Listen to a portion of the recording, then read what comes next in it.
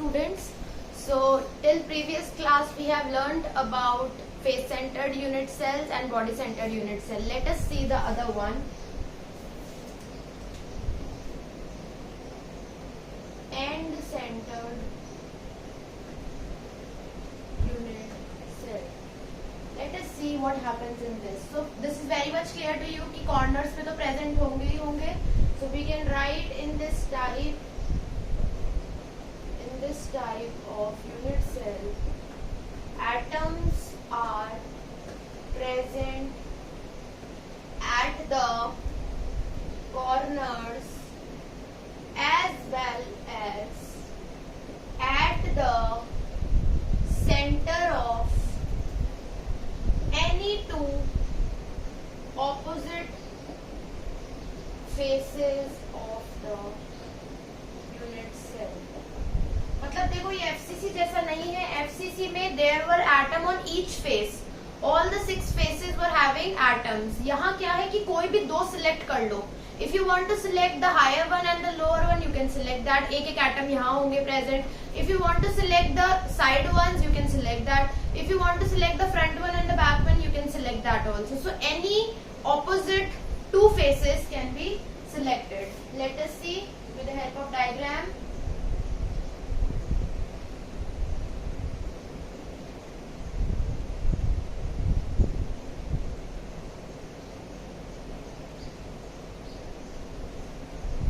So the atoms are present at the each corners. It is present, and what I have told, it will be present and on any 2 opposite faces, at the center of any 2 opposite faces. So let me select the upper one. Let's suppose मैंने ये select कर लिया and the lower one. So the 2 atoms will be present, one at the top, one at the bottom, right?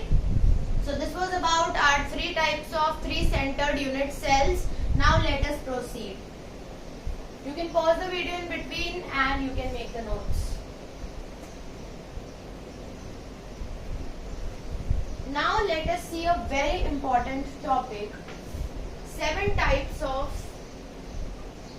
primitive cells and their dimensions. ये हमने अभी पहले भी पढ़ा है ना, जब हम यूनिट सेल पढ़ रहे थे तब we have studied about dimensions also, A, B, C, alpha, beta, gamma. So अब हम इसको डिटेल्ड वे में देखेंगे कि what happens in this. So देखो ये टेबल अब जो मैं बनाने जा रही हूँ, it is very very important. It is asked many times as a complete long answer. It is asked many times as an MCQ. So learning of this table is very very important for this chapter. Okay, so let us start. और ये याद भी एक trick से ही याद होगी, ठीक है? तो आप ट्रिक भी मैं आपको सिखा दूंगी, उस हिसाब से अपन याद करेंगे. तो let us start.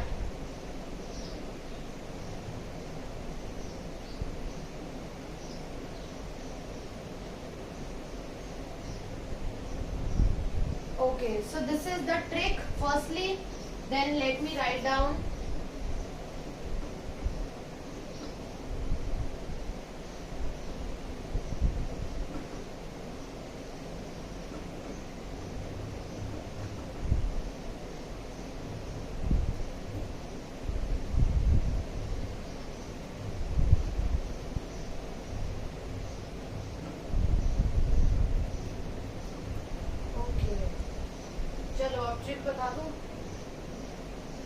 Firstly, these are the 7 types of primitive cells. The trick is you have to learn this in this sequence only. ये 7 तरीके के अलग अलग primitive cell है: cubic, tetragonal, orthorhombic, hexagonal, rhombohedral, monoclinic, triclinic. बताऊंगी क्या क्या होता है, लेकिन पहले ये याद इसी पैटर्न में, इसी सीरीज में याद रखना है. याद करने का तरीका, कंपनीज में एक पोस्ट होती है जिसका नाम होता है CTO. तो वो पोस्ट आपको याद रखनी है, CTO. फिर कंपनी में HR भी होता है, सो सिमिलरली HR. और ये सब चीजें मेनली ये फील्ड्स कहाँ देखी जाती है? In the terms of management. So management, MT stands for management. So these are the 7 types of primitive cells and the ways to learn it. इसी सीक्वेंस में बेटा इसको याद करना है. Now let us see the dimensions. अब हम बात करते हैं डायमेंशंस की. ठीक है, इसमें भी ट्रिक है, stay alert and look here. देखो क्यूबिक से स्टार्ट करेंगे तो ABC एज लेंथ्स के बारे में यहाँ पर हम बात करेंगे। सो फर्स्टली इसमें क्या होता है, A is equal to B is equal to C. I told you when we were reading that maybe the dimensions can be equal or maybe not. So see here in this cubic type of primitive cell, all these three dimensions will be equal. Then A is equal to B but not equal to C. This type of dimensions take place in tetragonal. Now देखो अब ऐसे याद करना है, इन दोनों में तीनों equal, इसमें ये अनइक्वल हो गया, इसमें सभी आपस में अनइक्वल हो गए। देखो सारे के सारे आपस में अनइक्वल हो गए। नेक्स्ट वाले में यही रिपीट हो जाएगा, सेम ऐसा रिपीट हो जाएगा, और नेक्स्ट वाले में उससे उल्टा वापस रिपीट हो जाएगा, उससे ऊपर वाला। ट्रिक इज इधर तीनों इक्वल, देन यहाँ एक डैश, यहाँ पूरा तीनों अनइक्वल, देन ये वाला रिपीट हो गया, and then this one got repeated, and for these two all three will be unequal. So beta by only this trick you can learn all the entire table. वैसे learn करना बैठोगे बहुत मुश्किल है, ठीक है। Now let us see the angle dimensions. So alpha is equal to beta is equal to gamma is equal to 90 degrees. Alpha is equal to beta is equal to gamma is equal to 90 degrees. Alpha is equal to beta is equal to gamma is equal to 90 degrees. So very nice. All the three are same. Okay.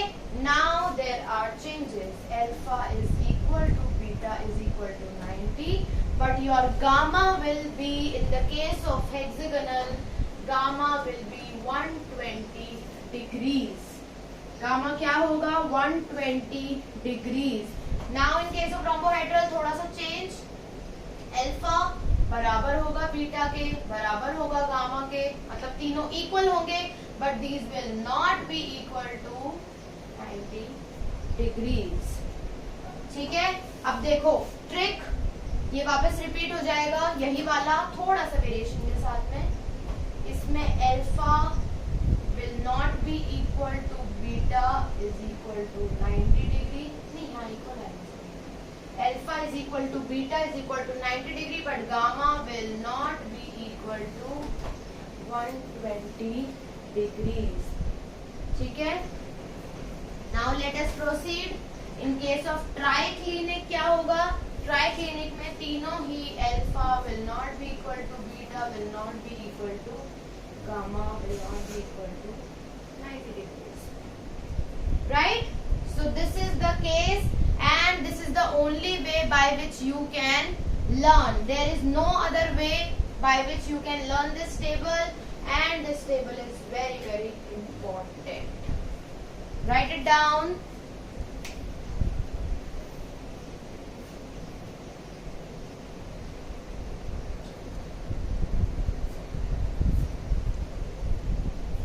You can pause the video in between and then you can note it down.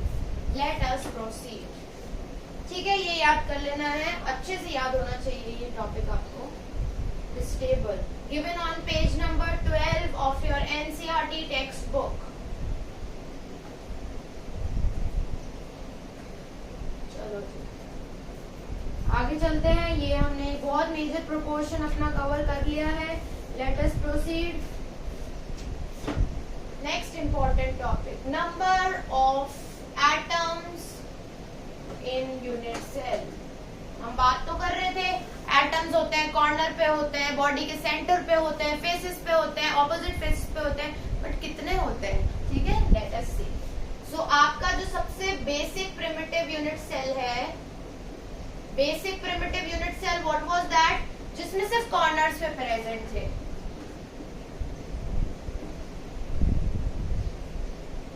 है ना।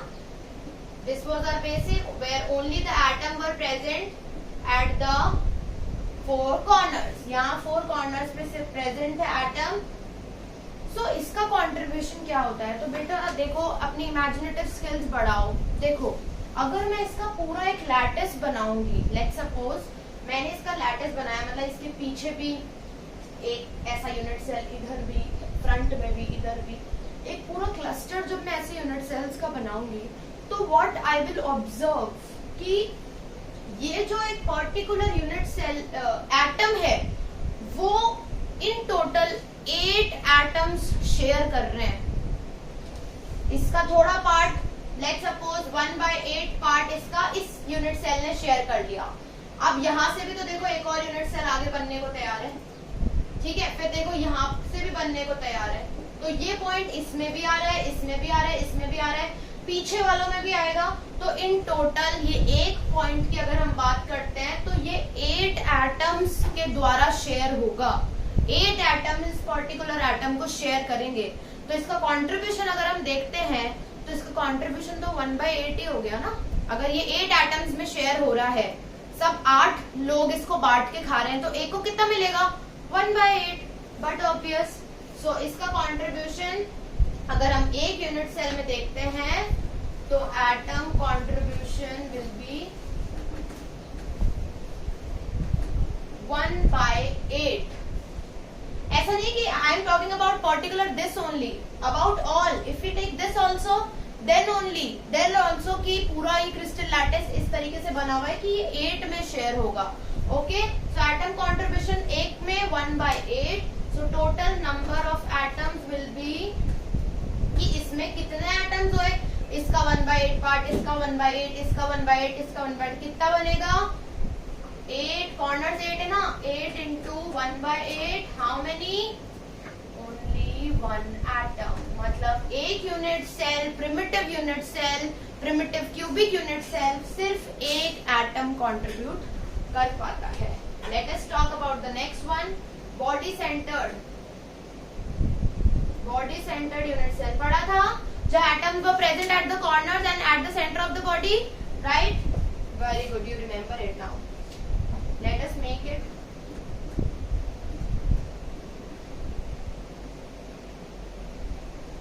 ठीक है, corners पे तो है ही, body के एक centre पे भी है, राइट? सो देखो ये कॉर्नर्स पे जो है सेम ऐसे ही तो है केस, सेम केस है। इसमें भी और unit cell if I keep on adding in all the direction it will generate a complete lattice. तो ऐसा ही तो केस है, तो इसका ये तो सेम रहेगा, कॉर्नर्स वाला it will remain same. Okay, तो इसमें नंबर ऑफ एटम्स, पहले कॉर्नर्स वाले देख लेते हैं। तो कॉर्नर्स वाला तो सेम रहेगा, 8 into 1/8 is equal to 1 atom आ गया यहाँ से। नाउ यू कैन सी कि एक यूनिट सेल में एक ही एटम बैठा है बीच में एकदम, वो कहीं शेयर नहीं हो रहा। दूसरा यूनिट सेल है इसके पीछे, तो उसका अपना बॉडी सेंटर्ड पे एक एटम है। थर्ड यूनिट सेल है, उसका अपना बॉडी सेंटर्ड पे एक बीच में बैठा है। तो पूरा एटम अकेला बैठा है, कोई शेयर नहीं कर रहा। तो अगर हम बीसीसी वाले सेंटर की बात करें तो ओनली 1 एटम। टोटल इसमें टोटल नंबर ऑफ एटम्स कितने हो जाएंगे फिर अगर बीसीसी कंट्रीब्यूशन में बात करते हैं तो 1 + 1 there will be 2 atoms present in the body centered unit cells. You can note it down, pause the video in between and note it down.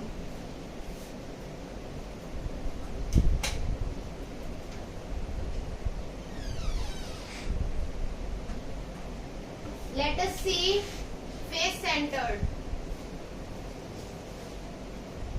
unit cell. Face centre में कहाँ होते थे, corners पे, और हर एक फेस पे 6 faces होते हैं, तो हर एक फेस पे भी होते थे। तो ठीक है, कॉर्नर्स वाला तो कंट्रीब्यूशन वही रहेगा, number of atoms according to corners. According to corners that will remain same, 8 into 1/8 is equal to 1 atom. Now you see according to FCC, face centre पे भी है ना, तो ड्रॉ भी कर देती हूँ।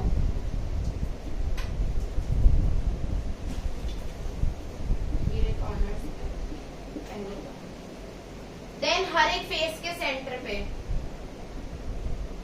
अब इमेजिनेटिव होना है आपको, you have to imagine yourself room में, तो रूम के आप सारे फेसेस देख लो, सब पे एक एक एटम प्रेजेंट है, ठीक है। अब देखो, शार्पन अप योर इमेजिनेशन।